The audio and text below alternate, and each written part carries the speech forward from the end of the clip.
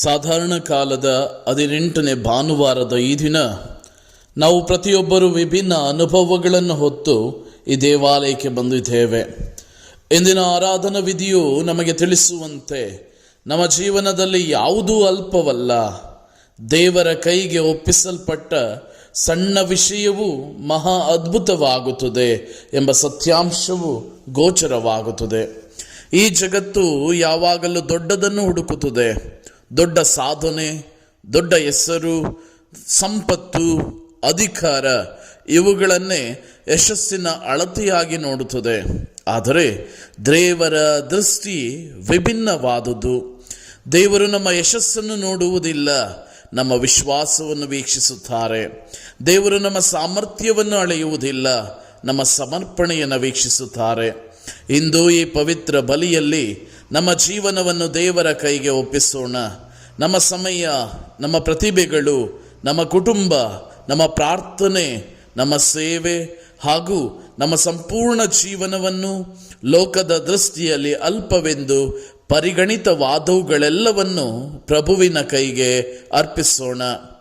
ಅಂತೆಯೇ ಇಂದು ಗುರುಗಳಿಗಾಗಿ ಸಮರ್ಪಿಸಲ್ಪಟ್ಟ ಈ ವಿಶೇಷ ದಿನದಂದು ನಮ್ಮ ಧರ್ಮ ಕೇಂದ್ರದ ಹಾಗೂ ಎಲ್ಲ ಗುರುಗಳ ಅಭಿಪ್ರಾಯಗಳಿಗಾಗಿ ಪ್ರಾರ್ಥಿಸೋಣ. ಗುರುಗಳ ಪಾಲಕರಾದ ಸಂತ ಜಾನ್ ಮರಿಯ ವಿಯಾನಿಯವರು ಎಲ್ಲ ಯಾಜಕರುಗಳ ಅಭಿಪ್ರಾಯಗಳಿಗಾಗಿ ನಿರಂತರ ಪ್ರಭು ಯೇಸುವಿನಲ್ಲಿ ಭಿನ್ನಯಿಸಲಿ ಎಂದು ಬೇಡುತ್ತಾ ಈ ಬಲಿ ಅರ್ಪಣೆಯನ್ನು ಭಕ್ತಿಯಿಂದ ಅರ್ಪಿಸೋಣ.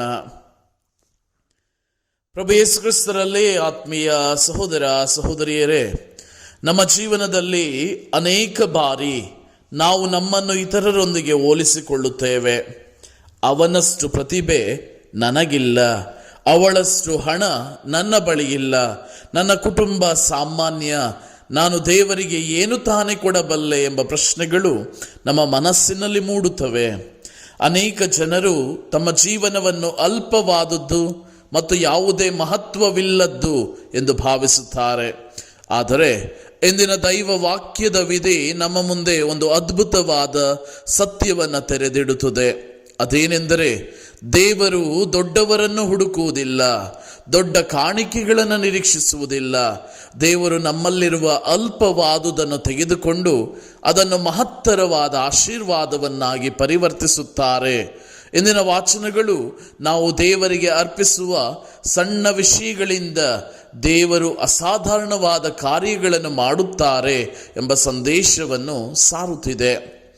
ಇಂದಿನ ಮೊದಲನೆಯ ವಾಚನದಲ್ಲಿ ಪ್ರವಾದಿ ಯೆಶಾಯ, ಬಾಯಾರಿದ ಜನರೇ ನೀರಿನ ಬಳಿಗೆ ಬನ್ನಿರಿ,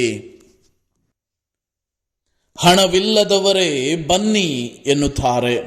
ದೇವರು ಇಲ್ಲಿ ಶ್ರೀಮಂತರನ್ನು ಅಥವಾ ಪರಿಪೂರ್ಣರನ್ನು ಕರೆಯುವುದಿಲ್ಲ, ಹಸಿದವರನ್ನು, ಬಾಯಾರಿದವರನ್ನು, ಬರಿದಾದವರನ್ನು ಕರೆಯುತ್ತಾರೆ. ಏಕೆಂದರೆ ದೇವರು ಕೈ ಚಾಚಿ ನೀಡುವ ದೇವರು. ಇಂದು ಸಮಾಜದಲ್ಲಿ ಅನೇಕ ಜನರು ಹೊಟ್ಟೆ ತುಂಬ ಊಟ ಮಾಡುತ್ತಾರೆ, ಆದರೆ ಹೃದಯ ಬರಿದಾಗಿದೆ. ಮನೆ ದೊಡ್ಡದಾಗಿದೆ, ಮನಸ್ಸಿನಲ್ಲಿ ಶಾಂತಿ ಇಲ್ಲ. ಹಣವಿದೆ, ಸಂತೋಷವಿಲ್ಲ. ಸ್ನೇಹಿತರಿದ್ದಾರೆ, ನಿಜವಾದ ಪ್ರೀತಿ ಇಲ್ಲ. ಇಂತಹ ಆತ್ಮಿಕ ಹಸಿವನ್ನು ಯಾವುದೇ ಲೋಕದ ಸಂಪತ್ತು ತೀರಿಸಲಾರದು. ಆದ್ದರಿಂದ ದೇವರು, ನನ್ನ ಬಳಿಗೆ ಬನ್ನಿರಿ, ನಾನು ನಿಮ್ಮ ಆತ್ಮವನ್ನು ತೃಪ್ತಿಪಡಿಸುತ್ತೇನೆ ಎನ್ನುತ್ತಾರೆ. ದೇವರು ನಮ್ಮ ಅಗತ್ಯತೆಯನ್ನು ನೋಡುತ್ತಾರೆ.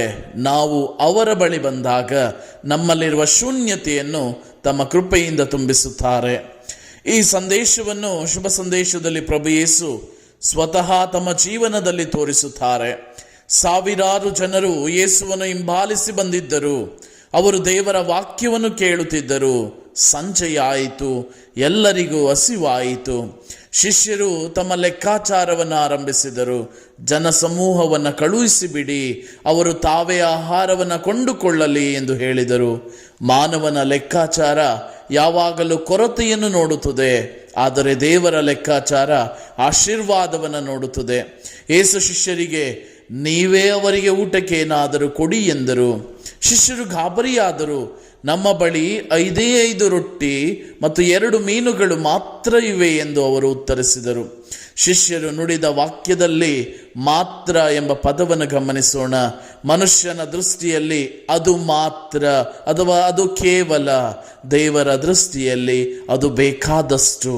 ಯೇಸು ಅವರ ಬಳಿ ಇದ್ದದ್ದನ್ನು ತಿರಸ್ಕರಿಸಲಿಲ್ಲ, ಇದೆಲ್ಲಿ ಸಾಕಾಗುತ್ತದೆ ಎಂದು ಕೇಳಲಿಲ್ಲ, ಬದಲಾಗಿ ಅವುಗಳನ್ನು ಇಲ್ಲಿಗೆ ತನ್ನಿ ಎಂದರು. ಇದೇ ಇಂದಿನ ಶುಭ ಸಂದೇಶದ ಹೃದಯದ ಭಾಗ. ದೇವರು ನಮ್ಮ ಬಳಿ ಇಲ್ಲದ್ದನ್ನು ಕೇಳುವುದಿಲ್ಲ, ನಮ್ಮ ಬಳಿ ಇರುವುದನ್ನೇ ಕೇಳುತ್ತಾರೆ. ಮಾನವನ ಕೈಯಲ್ಲಿ ಇದ್ದಾಗ ಅದು ಕೇವಲ 5 ರೊಟ್ಟಿ ಮಾತ್ರವಾಗಿದ್ದವು. ದೇವರ ಕೈಗೆ ಸೇರಿದಾಗ ಸಾವಿರಾರು ಜನರಿಗೆ ಆಹಾರವಾಯಿತು. ಇದೇ ದೇವರ ಕಾರ್ಯಶೈಲಿ. ನಾವು ದೇವರಿಗೆ ಕೊಡುವ ಸಣ್ಣ ಪ್ರೀತಿ, ಸಣ್ಣ ಸೇವೆ, ಪ್ರಾರ್ಥನೆ, ಸಣ್ಣ ತ್ಯಾಗ, ಇವೆಲ್ಲವೂ ದೇವರ ಆಶೀರ್ವಾದದಿಂದ ಅಸಂಖ್ಯಾತ ಫಲವನ್ನು ಕೊಡಬಲ್ಲದು. ದೇವರು ಯಾವಾಗಲೂ ಸಣ್ಣದ್ದರಿಂದಲೇ ದೊಡ್ಡ ಕಾರ್ಯಗಳನ್ನು ಮಾಡುತ್ತಾರೆ ಎಂಬುದಕ್ಕೆ ಹಲವಾರು ನಿದರ್ಶನಗಳನ್ನು ನಾವು ಪವಿತ್ರ ಗ್ರಂಥದಲ್ಲಿ ಕಾಣಬಹುದು. ಮೋಶೆಯ ಬಳಿ ಇದ್ದದ್ದು ಕೇವಲ 1 ಕೋಲು. ಅದೇ ಕೋಲಿನಿಂದ ಕೆಂಪು ಸಮುದ್ರ 2 ಭಾಗವಾಯಿತು. ಬಾಲಕ ದಾವೀದನ ಬಳಿ ಇದ್ದದ್ದು ಕೇವಲ 5 ಕಲ್ಲುಗಳು. ಆದರೆ ಅದರಿಂದ ದೈತ್ಯ ಗೋಲಿಯಾತನು ನೆಲಕ್ಕುರುಳಿದನು. ನಜರೇತಿನ ಸಾಮಾನ್ಯ ಯುವತಿಯಾದ ಮರಿಯಳ, ಇಗೋ ನಾನು ದೇವರ ದಾಸ, ನಿಮ್ಮ ವಚನದಂತೆ ನನಗಾಗಲೇ ಎಂಬ ಒಂದು ಸಣ್ಣ ಉತ್ತರದಿಂದ ಲೋಕರಕ್ಷಕರ ಜನನ ಭುವಿಯಲ್ಲಾಯಿತು.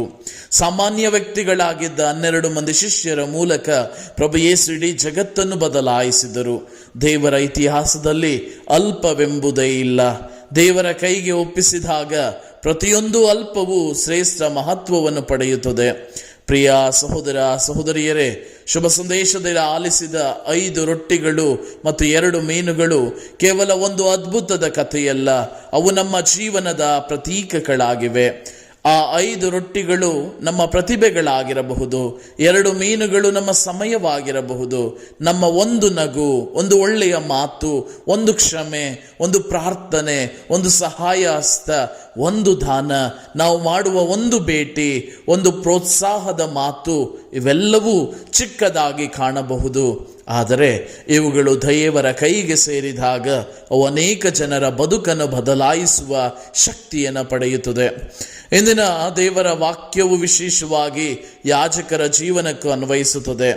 2 ದಿನಗಳಲ್ಲಿ ಧರ್ಮಕ್ಷೇತ್ರದ ಯಾಜಕರ ಪಾಲಕ ಸಂತರಾದ ಸಂತ ಜಾನ್ ಮರಿಯ ವಿಯಾನಿಯವರ ಹಬ್ಬವನ್ನು ಸಂಭ್ರಮದಿಂದ ಆಚರಿಸುತ್ತೇವೆ. ಇಂದು ನಾವು ಎಲ್ಲ ಯಾಜಕರನ್ನು ದೇವರಿಗೆ ಸಮರ್ಪಿಸಿ ಪ್ರಾರ್ಥಿಸುತ್ತಿದ್ದೇವೆ. ಇಂದಿನ ಕಾಣಿಕೆಯನ್ನು ಸಹ ಎಲ್ಲ ಯಾಜಕರ ಯೋಗಕ್ಷೇಮ ನಿಧಿಗೆ ಕಳುಹಿಸಿಕೊಡಲಾಗುತ್ತದೆ. ಒಬ್ಬ ಯಾಜಕನೂ ಸಹ ತನ್ನ ಜೀವನವನ್ನು ನೋಡಿದಾಗ, ನನ್ನ ಸಾಮರ್ಥ್ಯ ಕಡಿಮೆ, ನನ್ನ ಪ್ರತಿಭೆ ಸೀಮಿತವಾದದ್ದು, ನನ್ನಿಂದ ಏನಾಗುತ್ತದೆ ಎಂದು ಕೆಲವೊಮ್ಮೆ ಯೋಚಿಸಬಹುದು. ಆದರೆ ದೇವರು ಯಾಜಕನಿಂದ ದೊಡ್ಡ ಪ್ರತಿಭೆಯನ್ನು ಕೇಳುವುದಿಲ್ಲ. ಅವರು ಕೇಳುವುದು ವಿಶ್ವಾಸ ಭರಿತ ಹೃದಯವನ್ನು ಮಾತ್ರ. ಒಬ್ಬ ಯಾಜಕ ತನ್ನ ಕೈಯಲ್ಲಿರುವ ಸಾಮಾನ್ಯವಾದಂತಹ ರೊಟ್ಟಿ ಮತ್ತು ದ್ರಾಕ್ಷಾರಸವನ್ನು ದೇವರ ಕೈಗೆ ಸಮರ್ಪಿಸಿದಾಗ ಅದು ಪೂಜ್ಯ ದೇಹ ಮತ್ತು ರಕ್ತವಾಗುತ್ತದೆ. ಪ್ರಭು ಕ್ರಿಸ್ತರ ದೇಹ ಮತ್ತು ರಕ್ತವಾಗುತ್ತದೆ. ಅದೇ ರೀತಿ ಒಬ್ಬ ಯಾಜಕನು ತನ್ನ ಸರಳ ಜೀವನವನ್ನು, ತನ್ನ ಸಣ್ಣ ಸೇವೆಯನ್ನು, ದೈನಂದಿನ ಪ್ರಾರ್ಥನೆಯನ್ನು, ತನ್ನ ಕಣ್ಣೀರನ್ನು, ತ್ಯಾಗವನ್ನು ದೇವರಿಗೆ ಅರ್ಪಿಸಿದಾಗ ದೇವರು ಆತನ ಮೂಲಕ ಸಾವಿರಾರು ಜನರ ಬದುಕನ್ನು ಸ್ಪರ್ಶಿಸುತ್ತಾರೆ. ಒಬ್ಬ ಯಾಜಕ ಹೇಳುವ ಒಂದು ಪ್ರೋತ್ಸಾಹದ ಮಾತು, ಕೇಳುವ ಪಾಪ ನಿವೇದನೆ, ನೀಡುವ ಒಂದು ಆಶೀರ್ವಾದ, ಮಾಡುವ ಒಂದು ಪ್ರಾರ್ಥನೆ, ರೋಗಿಯ ಕೈ ಹಿಡಿದು ಹೇಳುವ ಒಂದು ಸಾಂತ್ವನದ ನುಡಿ, ಇವು ಎಲ್ಲವೂ ಸಣ್ಣ ಕಾರ್ಯಗಳಂತೆ ಕಾಣಬಹುದು. ಆದರೆ ದೇವರ ದೃಷ್ಟಿಯಲ್ಲಿ ಅವು ಅನೇಕ ಆತ್ಮಗಳನ್ನು ದೇವರ ಕಡೆಗೆ ಸೆಳೆಯುವ ಮಹಾ ಅದ್ಭುತಗಳಾಗುತ್ತವೆ. ಇಂತಹ ಯಾಜಕರಿಗಾಗಿ ಪ್ರಾರ್ಥಿಸುವುದು ನಮ್ಮೆಲ್ಲರ ಆದ್ಯ ಕರ್ತವ್ಯವಾಗಿದೆ. ಆದ್ದರಿಂದ ಈ ದಿವ್ಯ ಬಲಿಪೂಜೆಯಲ್ಲಿ, ಪ್ರಭುವೇ, ನನ್ನ ಬಳಿ ಹೆಚ್ಚೇನೂ ಇಲ್ಲ, ನನ್ನ ಜೀವನ ಸಾಮಾನ್ಯ, ನನ್ನ ಪ್ರತಿಭೆಗಳು ಸೀಮಿತ, ನನ್ನ ಶಕ್ತಿಯು ಕಡಿಮೆ, ಆದರೆ ನನ್ನಲ್ಲಿರುವುದೆಲ್ಲವೂ ನಿಮ್ಮದು. ನನ್ನ ಈ ಜೀವನವೆಂಬ 5 ರೊಟ್ಟಿಗಳನ್ನು 2 ಮೀನುಗಳನ್ನು ನಿಮ್ಮ ಕೈಗೆ ಒಪ್ಪಿಸುತ್ತೇನೆ. ನೀವು ಬಯಸಿದಂತೆ ಅವುಗಳನ್ನು ಶ್ರೇಷ್ಠ ಅದ್ಭುತವಾಗಿ ಇತರರಿಗೆ ಆಶೀರ್ವಾದವಾಗುವಂತಹ ಜೀವನವಾಗಿ ಮಾರ್ಪಡಿಸಿರಿ ಎಂಬುದಾಗಿ ಪ್ರಾರ್ಥಿಸೋಣ. ಆಗ ದೇವರು ನಮ್ಮ ಜೀವನದಲ್ಲಿಯೂ ಅದೇ ಅದ್ಭುತವನ್ನು ಮಾಡುತ್ತಾರೆ. ನಮ್ಮ ಸಣ್ಣ ಸೇವೆಯಿಂದ ಮಹಾಫಲವನ್ನು ಉಂಟು ಮಾಡುತ್ತಾರೆ. ನಮ್ಮ ಸಾಸಿವೆ ಕಾಳಿನಂತಹ ವಿಶ್ವಾಸದಿಂದ ಅನೇಕರಿಗೆ ಭರವಸೆಯನ್ನು ನೀಡುತ್ತಾರೆ. ನಮ್ಮ ಸರಳ ಪ್ರಾರ್ಥನಾ ಭರಿತ ಜೀವನದಿಂದ ಅನೇಕರನ್ನು ಅವರ ಕಡೆಗೆ ಸೆಳೆಯುತ್ತಾರೆ.